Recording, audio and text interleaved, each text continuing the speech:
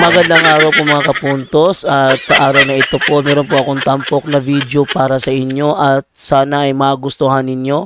Kaya sa mga bago pa po sa aming channel, please po don't forget to hit the subscribe button at ang notification bell para maging notified kayo sa bawat video na ilalabas ko sa channel na ito. At bilang kahilingan po ng punto por punto team at naway maintindihan po ninyo, sana po wag nyo pong i-skip yung mga ads sa aming mga video. Sa maliit na bagay na po na yan, malaking tulong po yan sa ating programa at sa ating ministry. Sana po maunawaan po ninyo. Maraming salamat po, kaya wag na po natin patagalin. Simulan na po natin.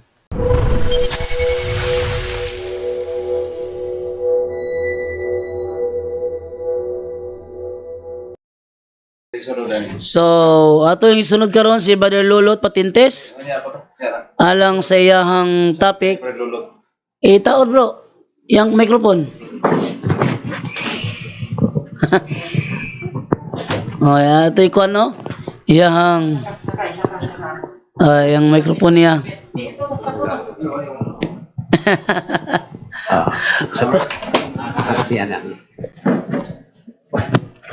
Okay. So, ato nang yatag ni Brother Lulot Patintes alang sa iyahang topic karong hapon. Brother Lulot, maayong hapon. May hapon sa Fernando. Ay, may palis kanyang tanan. Kani akong topic ng sunan. Usa kini ka misteryosong butang kadili makita. No? Apan makita ro niya kini kung kini atong ipasabot pinagay sa tong espirituang pagtuo. Sumala sa gingon ni Osias kapitulo 14 verso 9, ang malamon angay nga mosabot sa sulat ni sa Biblia. Ang masinabuton angay nga masayod nini. Osias kapitulo 14 verso 9. Sa atong katolikahong pagtuo, no? Ang Santa Iglesia nagtudlo sa usa ka dapit nga misteryoso, no? Nga mo'y dulngan sa makalag nga naghambin og gagmayng sala. No? Gumikan kay sila nakasala nga gagmay lang. No? Ug atong mga kalag nga wala pa kabayad sa kastigo temporal, no? Gumikan sa sala. Kini dili sa kabutang makita, no? Ni mabasa sa Biblia apan pinaagi sa itong pagsabot sa pagtuong kanang espiritu ng pagsabot o pagtuo, no? Adunay dapit nga gibutangan sa makalag o nga gilanog purgatorio. Si Jesus miadto sa dapit human sa nabanhaw. Sumala sa gingon ni San Pedro 1 Pedro 3 versikulo 13 versikulo 19. Nga nagingon, diha sa espiritu ng kahimtang miadto sa dapit o nagwali sa mga espiritu nga gibilanggo. Nade giandam si Kristo migsunan usa ka dapit naggibutangan og makalag, no? Si San Pablo usab midugang sa pagpalig-on sa pagkadunay purgatorio. Siyang gingon diha sa kalidad sa binuhatan sa matag usa makita raon niya sa adlaw nga kini ibutyag ni Kristo pinagi sa kalayo. Sulayan kini diha sa kalayo usutaon ang matuod nga kalidad nini. Mga kaigsunan, kani purgatorio di ay adunay kalayo. Then ang makalag gisilutan sa kastigo temporal. Oh, aron kini magputli ug mahingpit sa liit pagbubalhin ngadto sa langit. Kay sumala sa gingon sa Hebreo kapitulo 12 verse 23, nangingon ang garian sa langit mo'y pulianan sa mga espiritu nga matarong nga nahingpit na. Ang dulngan sa makalag sa mapatarong mao ang langit. Ug ang makalag sa mga datong tao may adto sa nabagang kalayo sa impierno. Apan adunay dapit nga o kahimtang sa makalag nga wala pa mahinlo sa gagmay na mga sala nga tuwa naghulat sa purgatorio nagkinahanglan og mga pag-ampo sa mga buhi ug sa kaluoy ug gugma sa Dios. Sumala ni Isaias nangingon busa maghulat ang Ginoo hangtod nga kaluy-an na kamo kay malipay ang Ginoo sa pagkaluoy kaninyo kay ang Ginoo Diyos man sa hustisya. Maisunan. Ang pagtun-an may tungod sa purgatorio. Klaro na gitudlo sa daang tugon human sa usa ka gubat. Diin daghang mga Hudiyo nga namatay. Si Judas Macabeo nga mao'y komandante sa mga kasundalong Hudiyo mo'y nangulo sa paghimo og usa ka halad alang sa mga sala. Tungod nining hamiling abutang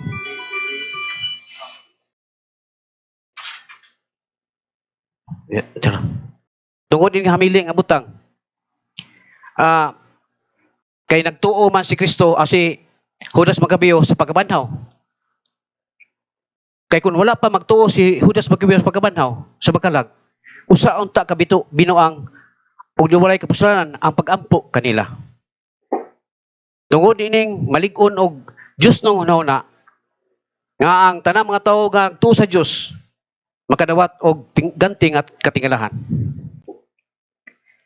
Si Judas Macabeo nangandam sa usa ka halad aron makalikawas ang nangamatay kalag niya sa nangamatay nga sundao. So mao kaning tekstuha bisunan nga makapalig-on nga pagkadunay purgatorio. Apan ato kining ipasabot, no? Pasabot yun kay wa magay teksto mabasa sa teksto nga dunay purgatorio. So kinahanglan aron hatag katinawan ang ayong pagtuo bisunan nga dunay purgatorio, no? Ato ning hatag katinawan. Ang purpose aning paghimo nining gibuhat ni Macabeo mao ang halad sa mga sala sa nangamatay niyang sundalo, no? So ang kuan ni ang tuyo gani mao ang kamakalag, no? So mangutan nata sa atong pangutan kagalingon kung asa madapit ang nabutang ni makalaga. Mao na ang atong pangutan na bisan kung dili ta makasabot na bisan, no? Ato ubalikon ang akong gisulti ganina. Gisulti ni San Pedro sa diha sa 1 Pedro 3 bersikulo 9 nga diha sa iyang espiritu ng kahimtang miadto sa dapit sa mga espiritu nga nabilanggo. Sa ato pabigsunan kani diyang espiritu sa makalag sa mga sundao ni Macabeo nabilanggo dito na sa purgatorio. Sa tenggalog pa bilangguan na walang rihas. Oh, kanong na rihas lot kay makalag man. Kuno na pa rihas ni makalusot ta makalag. So closed door nga bilangguan ni mao na gitawag og purgatorio. So man magsunan nga nasayod na mo nga ang kining tekstuha nga ang ipasabot ni ang makalag apan kun ato yung ipatras to gisulti ni San Pedro masabtan na to nga ang mga kalag ni tuwa gibilanggo sa purgatorio. Maisunan ang dulngan sa mga kalag sunan, no, ang mga sa mga butang sa mga tarong nga kalag mao ang langit, no, ug ang sa panautan adto sa impierno apan dunay dapit nga giandam sa Dios nga gibutangan sa kalag, no, nga nagkinahanglan og mga pangpo sa mga buhi. So ang Ginoo tungod sa iyang pagkamaluluyon naghitagan og hustisya ang makalag nga gagmay sala. Apan kadto makalag bigsunan nga nakasala o gagmay sila. Unya itambog ba siya galing sa impierno uban sa mga mamumuno o mga manapaw sa asawa? O ba na? Dili gayod, di ba? Apan ako ipasabot bigsunan na ay mga matang sa tao bigsunan nga wala makasala sa pagpanapaw. Naibabaw man bigsunan? Kani mga mananagat. Kay kini managat bigsunan sa before na siya matos dagat, magsusi na sila mga dadonon. Bugsay, sibot, pana, ulabaw sanan ang pukot nga gamay. Makita gana sila og lansa nga nanaktak og isda. Mudong na sila dito. O katong ilang pukot nga gamay, mao to isapaw sa pukot nga geriya sa lansa. Mo nang kaning mga tawo na dili gyud makasala sa pagpanapaw. Kaya tuyo nila ang unod sa isda. Dili sa man ng mga tawo nga natinta sa lawas ng kalibgon nga ang ilang tunod, ang ilang tuyo ang unod sa tao. Mo nang makasala sila apan kan managat, no? Wala gyud kasala, maisanan. Ang pagkadulay pagtuturyo maisanan. Ilanan kini sa pagkamaluluyon o pagka mapasiluon sa Ginoo. Kay gihatagan paglugway am kalag sang nangamatay, no? So, ano nila ang teksto sa Biblia misunan? Nga himuon natong ehemplo. Diha sa Lucas kapitulo 24 kapitulo 12 bersikulo 8 ngaringon, ang suluon wala masayod sa unsay gusto sa agalon. Busa nakabuhat siya og butang. Ug tungod ini, latoson siya nga diriyot nga latos. Ang pangutana, makaadto ba siya dayon sa dito sa langit? Dili. Tungod kay ipaagi niya sa purgatorio kay ato siya linison o sulayan sa kalayo aron masuta iyang matuod nga kalidad. So mo na misunan kay bisan walay bisan unsa nga mahugaw nga makasulod sa girangan sa langit. Isulti kini sa Gipadayag kapitulo 21 bersikulo 7. Ang pagputli sa atong kaugalingon ug sa atong kaugalingong kalag misunan. Unsa may labing maayo nimo aton? Kanin bang pagsimba-simba na to, pagsimba, no? Dili ba garantiya nga maputli atong kalag. No, kay namay ubang masimba nga bagog sinina, bagog sapatos, bagog kanang ribbon nya bagog pustiso, pati nga ng paring ano kang gisingisi ng tawana kay bag-o ulit pustiso. Mao na dili garantiya nga ang pagsimba makaputli sa atong kalag. Unsa may labing buhaton na isunan be? Unsa man? Para nako kaning yung pagkinabuhing matarong. O sa una to na pag-availing pagkinabuhing matarong? Basa sa Biblia og sabton ang mga naisulat ini. Kay once na makasabot na ka ni magsunan, musulod na sa mong hunahuna, mulagbas sa imong kasing-kasing, no? Bisan pagkatuatualon, tuatualihon, pagtinta na sa nas, magpabilin kang bumarog, no? Bisag malibangon ka, bumarog lang ka. Tungod sa imong pagtuo. Busa magsunan, kaning pagputli na to sa kakalingon, kuwang rin pagsimpa. So atong idugang ang pito kaang sa kaluwasan. Unsa man pagtuo. Kung ano may pagtuo sa magidak-on sa liso sa abukado, kana mo imong pagpalambo gana kadak-o sa imong pagtuo. Dili ta manag-ing atong apostoles nga nangayo ang pagtuo, pero gamay rang. Ningon si ang mga apostoles, Ginoo, dugangi ako og pagtuo. Lucas kapitulo 7 bersikulo 5. Og ang Ginoo mitubag kun do na kamoy kapag tuo nga sama kay dak-on sa liso sa mustasa, makabalhin kamo og kahoy sikomoro og maluka ka inigbalhin og butuman kini sa kanimo. Mo na magsuon dili day pagtuo gipangayo sa mga apostoles, kun dili gahom kay aron makahimo sila og milagro inigsangyaw na sa pulong Ginoo. So mo na magsuon pagtuo ang ilang gipangayo. Ang ikaduhang mao ang paghinulsol. Mo na magsunan, kung makabasa na kag Biblia magsunan, unya, maigo mo mga bisyo, mga daotang buhat, ana nga tema nga maghinulsol ka.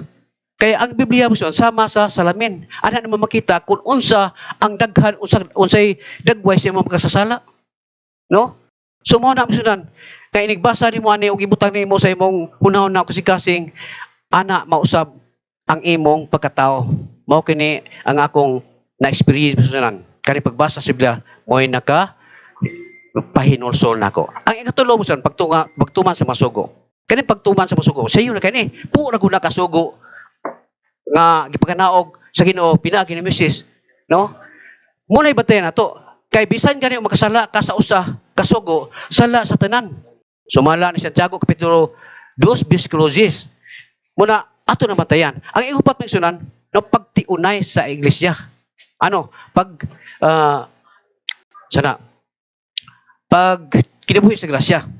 Oh, mo na ikaapat. No? Kanang pagkinabuhi sa grasya misunan. No? Kinahanglan manrabaho ta, patuan na singot. No, dili ta sambungan na dili nato sambungan o mga binuang para nang panlimbong, pangawat, pamintaha. Wala na sa grasya si Dios. So magtinarong ta. Patuan natong singot mo trabaho ta kun mo na angay ibuhi sa ato pamilya dili kay mga kinawat. Mo na magsunan pag kinabuhi diya sa grasya. Ang ikalima mao ang pagtiunay sa iglesia. Kaning pagtiunay sa iglesia magsunan.